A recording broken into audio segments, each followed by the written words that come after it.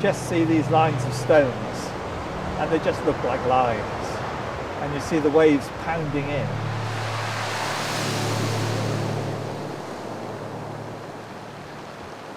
You don't realise the huge amount of time that went into putting these lines here. But I don't mind that, because in a way the energy is stored in the work. It's been here for probably 20 years now. It's extraordinary to come back to something and find it still sort of visually it's moving and emotionally, but it's moving for the eye.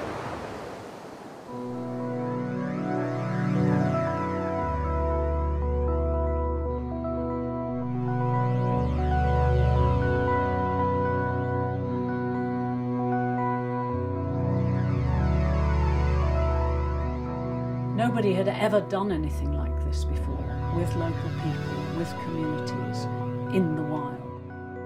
A lot of the people that come here probably don't appreciate the significance of the land sculpture or the landform. They come here and appreciate the landscape and the picturesqueness of it, the robust beauty, but it's when they delve into it and ask questions that they can discover the significance, which I think makes it more interesting, and it's what Portland is all about. I think it shifted things a lot. It's now commonplace to find art not on plinths, in town squares or in places. It was the start of something.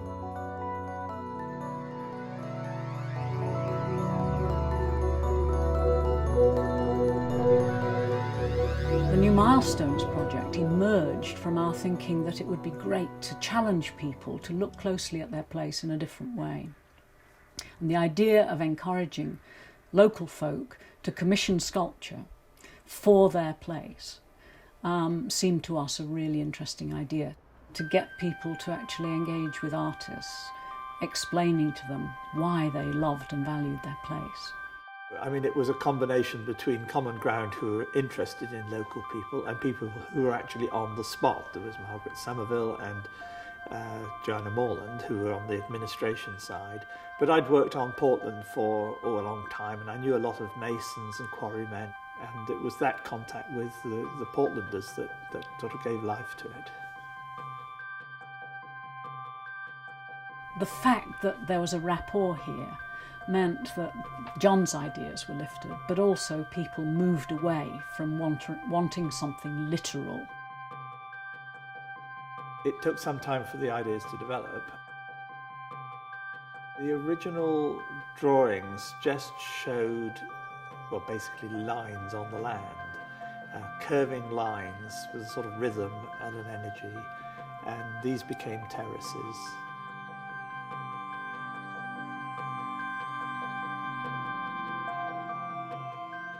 What they got had a literal side to it, but also many other dimensions as well, a real piece of poetry in the landscape.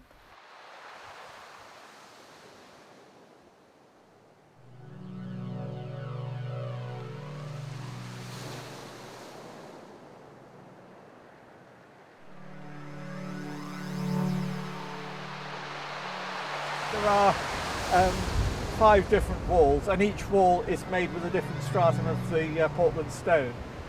And every wall is made in a different way because of the stone it's made out of. The idea began to emerge to explore Portland stone in its 5 different faces.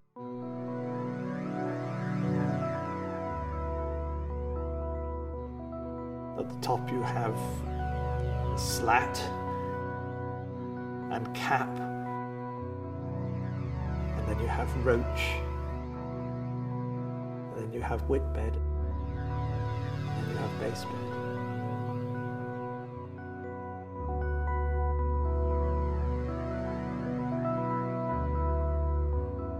One of the things which wouldn't have been right would be solid masonry built walls with mortar and concrete foundations. That would have just added weight, would have not have helped the engineering solution for the area. But having these organic shapes with effectively dry stone wall constructions in a wavy form. It gave a flexibility to it and made it a very worthwhile addition to the land stability, actually, as well as being an artwork. And it's unusual these days to combine art with engineering, but here John has done it extremely successfully, in my view. It was a luxury, really, to be able to spend so much time in one place, thinking about it like a very, very extended drawing. It was like making a drawing.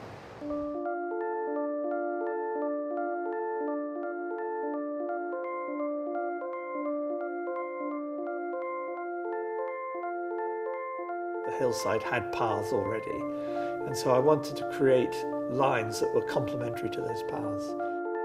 The local school came down at one point, and all the kids lined up in a sort of wriggly line with other kids up on the top of the hill, where I worked with them to decide, back a bit, forwards a bit, and we sort of drew with these lines of people.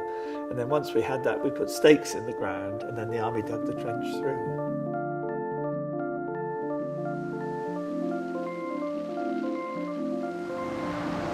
Then we had Manpower Services Commission. Then we had students. We had some prisoners from the Young Offenders Institute. They were very good, a few at a time, with an officer. And spent many, many hours just out here.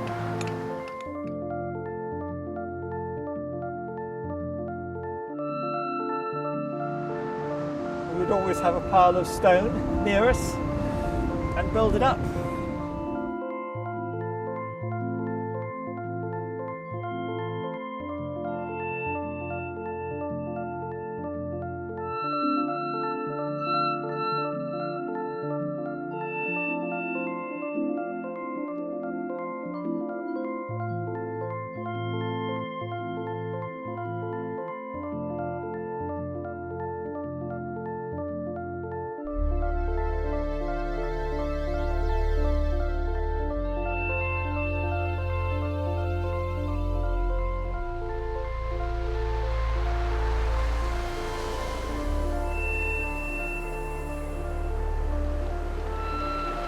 They face the sea, and they are to do with that kind of relationship with the sea.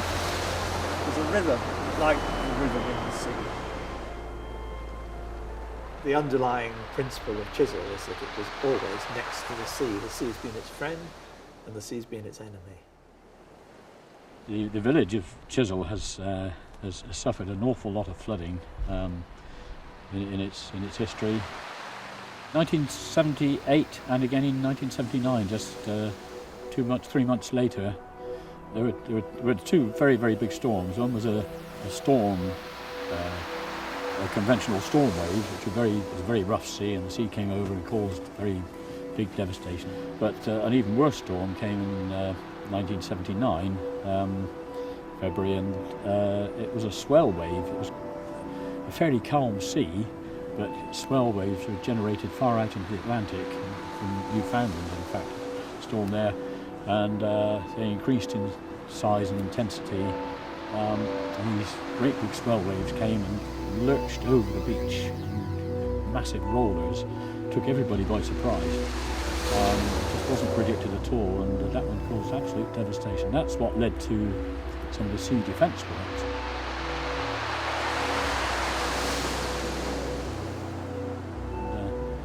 I believe that Chiswell itself, the village of Chiswell, is more protected and is safer than it's ever been in its very, very long history.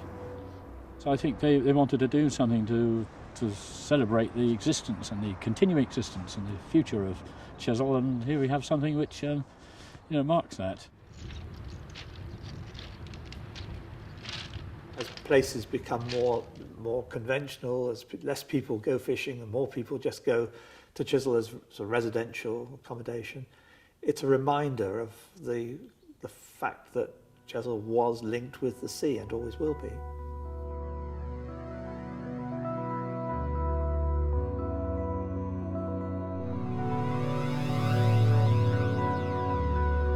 John's work on the Isle of Portland, particularly this work on Chiswell, is is a milestone of its own. It's a really important integrated piece. It's integrated into the community, it's integrated into the land.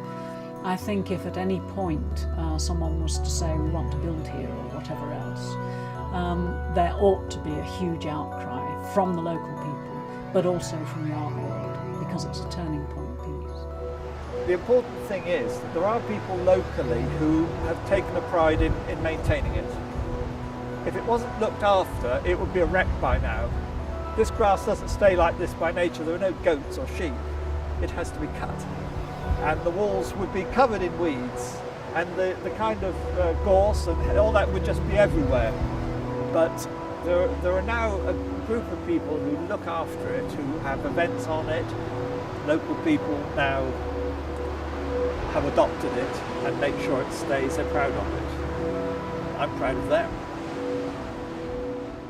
Yeah, the Chiswell Community Trust is doing a great job, and I think if they or their successors, anybody like them in the future, will continue to take a pride in it, it'll be here for a long, long time to come.